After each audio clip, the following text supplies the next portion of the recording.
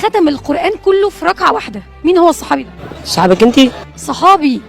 الفيديو اللي حضراتكم اتفرجتوا عليه دلوقتي ده، والسؤال الغريب جدا اللي سألته البنت دي للولد الصغير اللي عمره ما تعداش 15 سنة، سؤال ضد العقل والمنطق. لأن أي جزء في القرآن الكريم علشان حد يقدر يقراه محتاج حوالي 45 دقيقة. فكونها تسأله مين الصحابي اللي ختم القرآن في ركعة واحدة، ده سؤال ضد العقل والمنطق.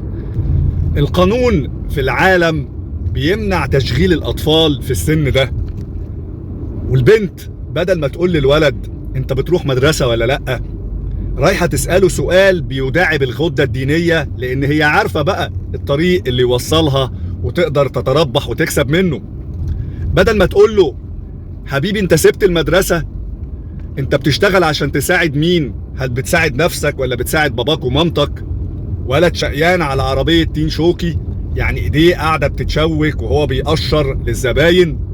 اللي زيه خلصوا المدرسة وقاعدين بيلعبوا في النوادي والملاهي وفي الشواطئ على الساحل.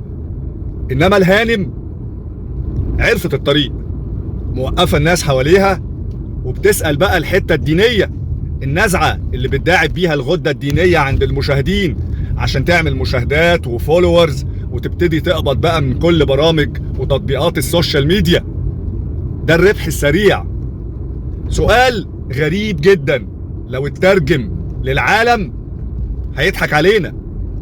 ربنا سبحانه وتعالى عرفوه بالمنطق وبالعقل، لكن مش بالتجارة بالدين. عيب بقى، الأمم بتنهض بالتعليم والبحث العلمي والارتقاء بالوعي والثقافة. الدين علاقة بين ربنا سبحانه وتعالى والإنسان، مكانه القلب، مكانه التصرفات الجميلة والتعاملات، مش مظاهر خداعة وأسئلة خرافية. أي واحد عاقل ما يسألش سؤال زي ده. الناس اللي زي دي بقت بتاخد الطريق السهل علشان تحقق الربح والشهرة، والتجارة بالدين وتضليل عقول الناس أمر ما يرضيش ربنا سبحانه وتعالى. اتقوا الله، وكفاية خداع وتضليل للبشر.